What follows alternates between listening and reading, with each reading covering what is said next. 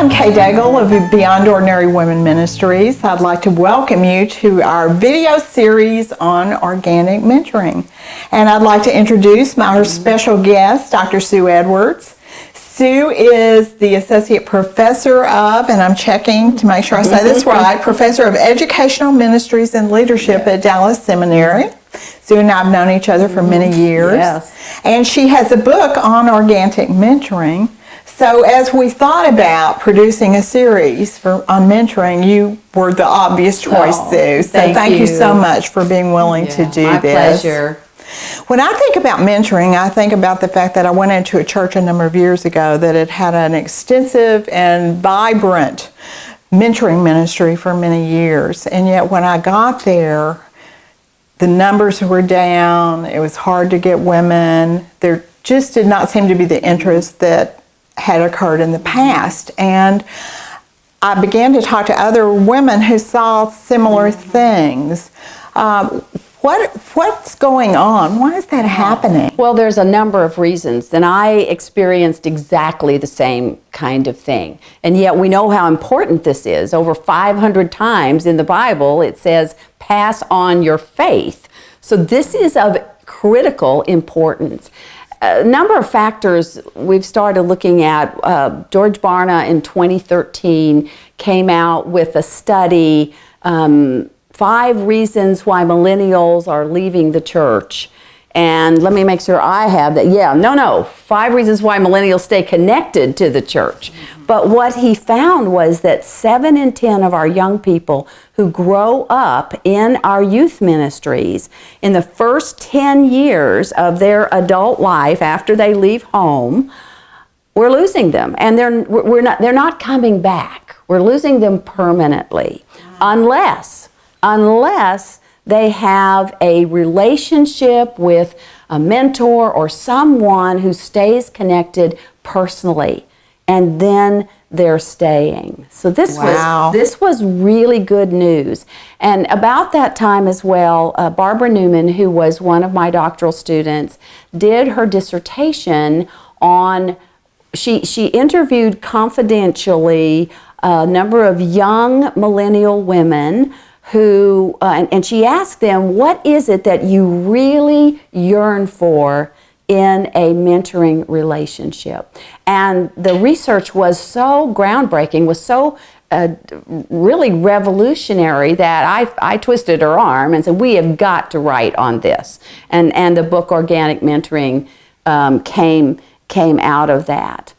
In addition, what we're seeing today is not just a generational shift like you and I experienced with our mothers and grandmothers, but an era disconnect. We're actually moving from a time like back in the 1500s when we went from an oral culture to a print culture, the Gutenberg press and all of that, the tremendous difference that's made in the last 500 years. Now we're moving from a print culture to a digital culture. And that is impacting so many things. And it's also impacting mentoring. So we have this disconnect that's going on between generations that's greater than we've seen in 500 years, actually. Wow. Yeah. So that's astounding to think about. Yes, and so that's the kind of thing that we're having to adjust to. So we heard a lot of different voices as we were researching the book, and I want to give you an example of each that I think is a great example of the younger voices and the older voices. So here's an excerpt. We interviewed a lot of young women for this book, and this quote just really touched me. This young woman says, "I keep trying to be involved in traditional Bible studies and mentoring relationships. I really do try, but my attempts keep coming up dry.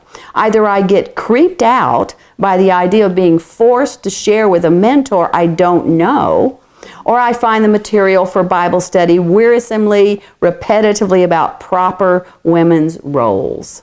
Or I join a Bible study to find it stiff and isolating. Sometimes I actually join and stick it out, but most often I just shy away from joining something that has all the trappings of being a disaster.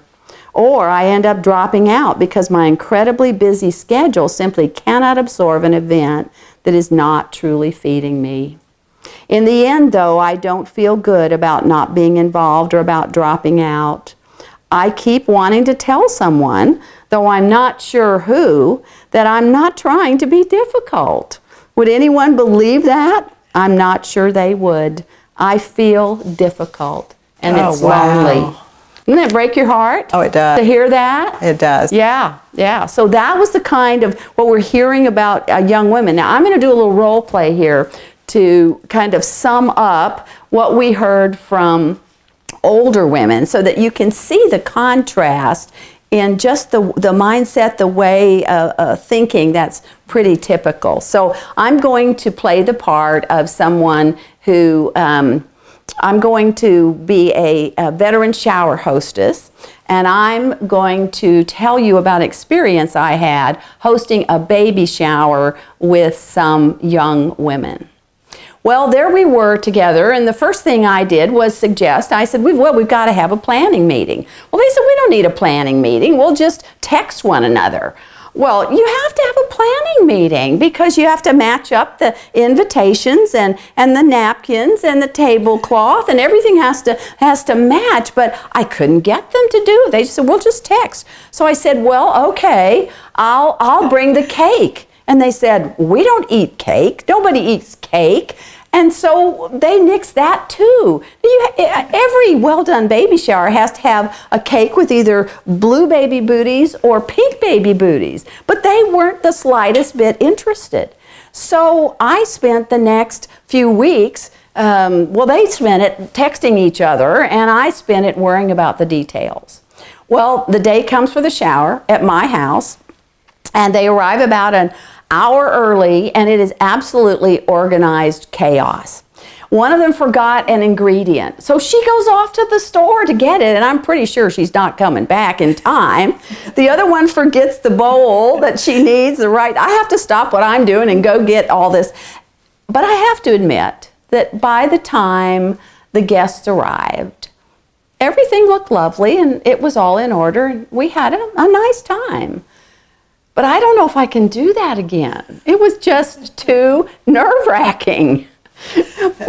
So you hear the differences in just the way that those younger generations are looking at life, and the older generation as well. So there are some of those kinds of differences that we need to take into consideration. Right, and that makes it challenging for someone of either generation to try to figure out how to connect well. To really understand one another. Right. And when we look at and attempt to label or say this generation's this way, this generation's that way, I just want to say that many people don't fit this. We have to be careful when we do this. We don't want to pigeonhole people, but at the same time, this kind of research is helpful in a broad way, just to give us some insight. So understanding some things about some characteristics, some qualities of these younger women,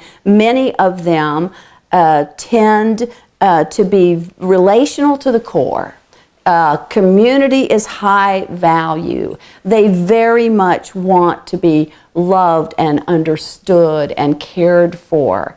And yet, they don't trust easily. So what happens then, you have this they want this, but then they don't trust, and we'll talk about why later. And so you have this tension going on. And that's why this artificial matching, they use the word scary, and they don't trust just everybody.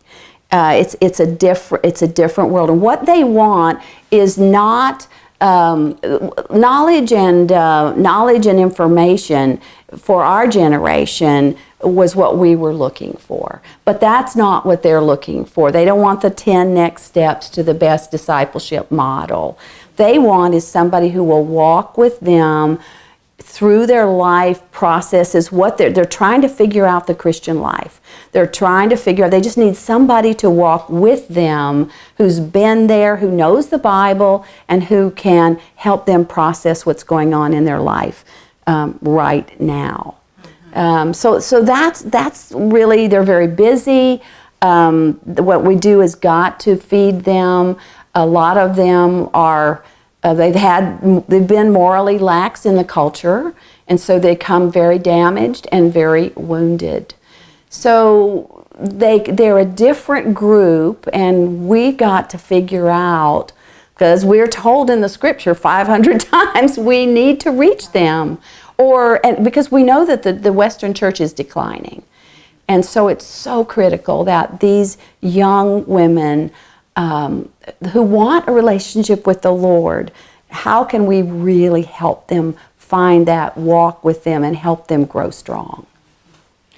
Well, I'm so glad we have 2 more videos so that we can get to some of the solutions, because this video really has just set up the challenges. Right, You've just shown us why we need the next video, which is going to help us see the solutions. So I hope you will join us for part 2 of our organic mentoring series, where we talk about some of the solutions to how to do mentoring well in a whole new era.